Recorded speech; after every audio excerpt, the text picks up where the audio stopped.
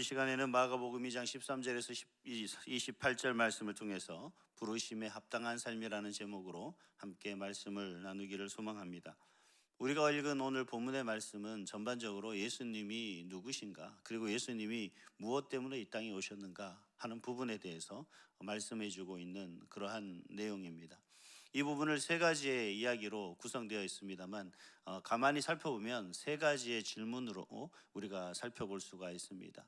그래서 세 부류의 사람들이 예수님에게 각각 다른 이유로 다른 질문을 하는 것을 볼 수가 있습니다. 먼저 첫 번째는 바리새인들과 서기관들의 질문입니다. 그들은 예수님에게 이렇게 말씀하죠. 질문합니다. 어찌하여 세리와 죄인들과 함께 먹는가? 라고 그렇게 질문을 합니다. 예수님께서 마태를 만나시고 마태를 부르십니다. 그리고 그 마태의 집에서 죄인들과 더불어 많은 세리들과 함께 같이 식사를 하고 있는 그러한 모습입니다. 그러한 부분에 대해서 바로 이 서기관들과 바리새인들이 질문을 하는 거죠. 왜 세리와 죄인들과 함께 먹는가? 그들이 생각하는 세리와 죄인들은 결국 하나님 앞에 합당하지 못한 삶을 살아가고 있는 그러한 사람이다라고 그들은 이미 정죄하고 있는 그 모습을 볼 수가 있습니다. 그들이 판단하기에, 그들이 생각하기에는, 그들이 생각하고 알고 있는 율법으로 규정하기에는 그들은 죄인이고 그들은 반역자이고 그들은 그들과 도저히 어울릴 수 없는 그러한 사람으로 바리새인들과 서기관들은 규정하고 있다라는 겁니다. 그럼에도 불구하고 오늘 본문에 말씀하시기를 예수님께서는 그들을 부르신 것으로 그렇게 말씀하고 계십니다. 예수님은 그러한 바리새인과 서기관들의 대답에 대해서 명백하게 말씀하십니다. 의사가 필요한 사람은 병든 자이듯 나는 죄인을 부르러 왔다라고 그렇게 명백하게 말씀하고 계신 것을 볼 수가 있습니다. 서두에서 분명히 말씀드리진 않았지만 우리가 오늘 본문 세 가지의 질문을 통해서 명백하게 알 수 있는 것은 뭐냐면 예수님께서 이 땅에 왜 오셨는가 하는 분명한 목적입니다. 예수님은 분명 이 땅의 많은 영혼을 구원하기 위해서 이 땅에 오셨다라는 사실을 우리는 믿습니다. 그리고 그 뜻은 바로 예수님의 뜻이기 전에 하나님의 뜻이었다라는 사실을 우리가 기억해야 됩니다. 우리가 하나님 앞에 어떤 삶인가를 다시 생각해 볼 수 있는 그런 기회가 되는 그런 질문이라고 할 수가 있습니다.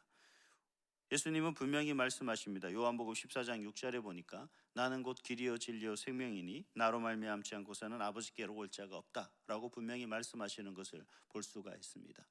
예수님이 이 땅에 오신 목적을 이 한마디 말씀으로 분명하게 우리에게 말씀하고 계시는 것을 우리가 알 수가 있죠. 두 번째 질문은 사람들의 질문입니다.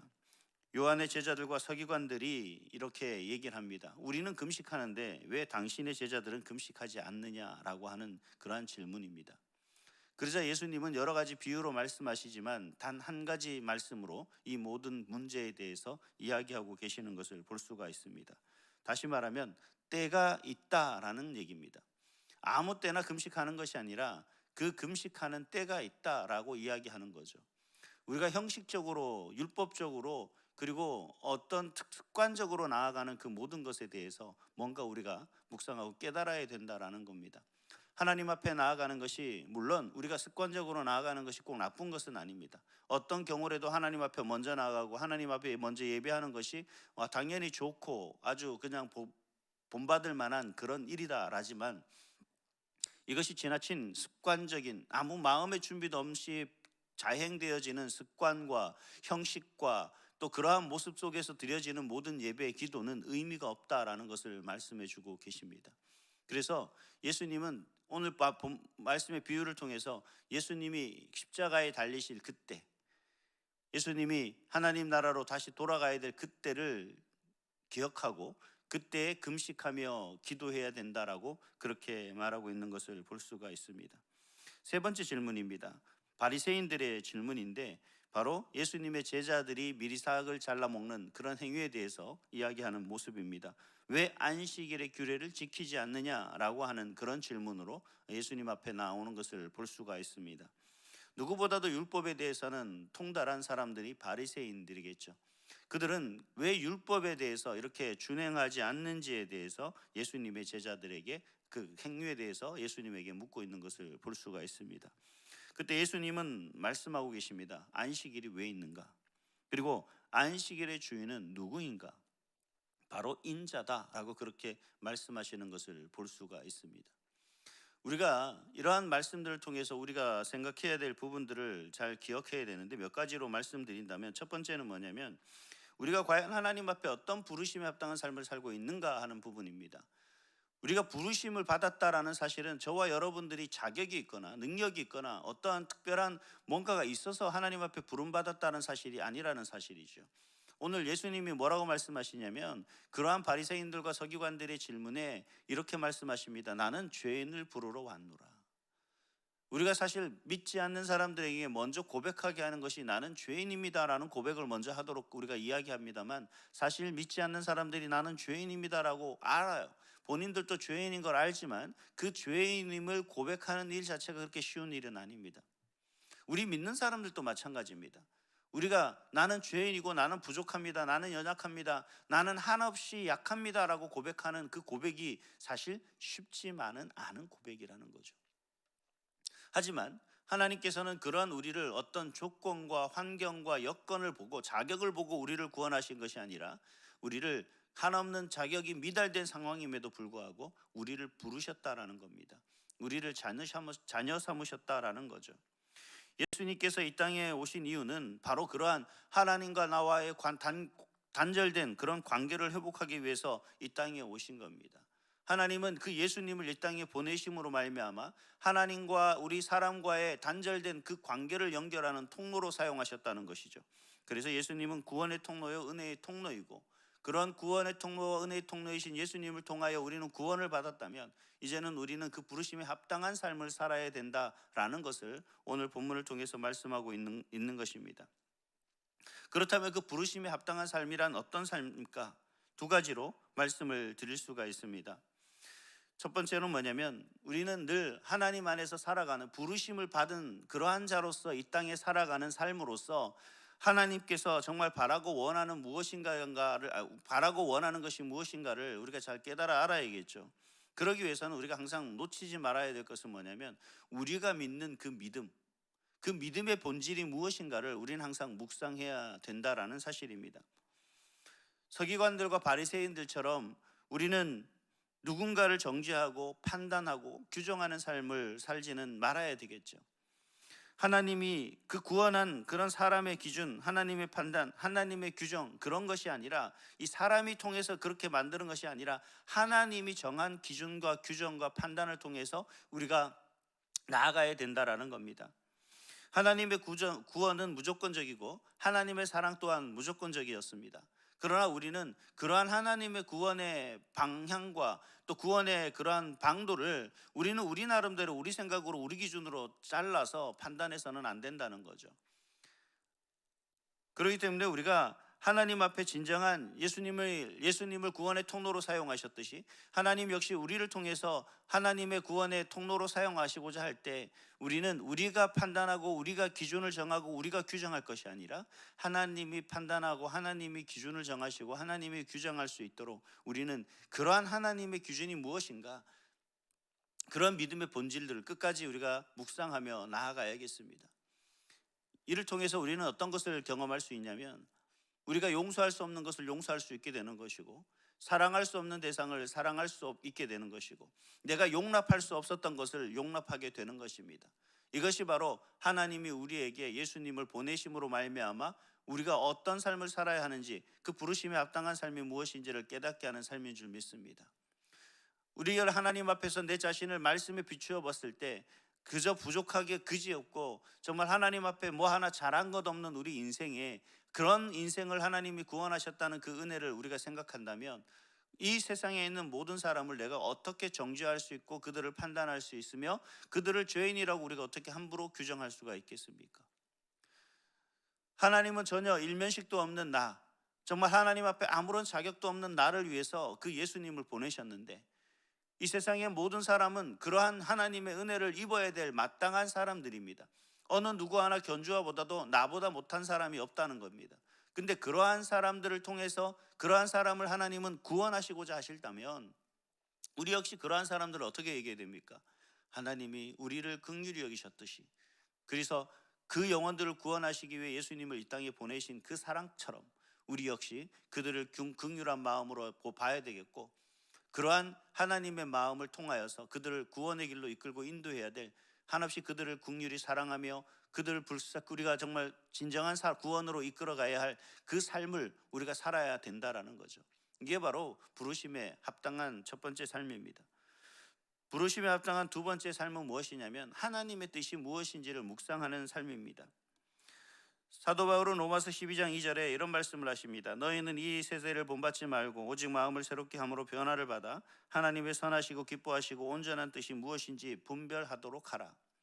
여러분, 이 땅에 살아가는데 우리가 필요한 것이 뭐가 있습니까? 이 땅을 어떻게 살아가면 지혜롭게 살아갈 수 있을 것인가, 잘 살아갈 수 있을 것인가, 건강하게 살 것인가, 우리 자녀들을 어떻게 키울 것인가 라고 그렇게 생각하지만, 사도 바울은 우리에게 그러한 것을 고민하고 그러한 것을 기도하라는 것이 아니라 하나님의 그 선하신 뜻이 무엇인지 분별하며 살도록 그렇게 이야기하고 있는 것을 볼 수가 있습니다.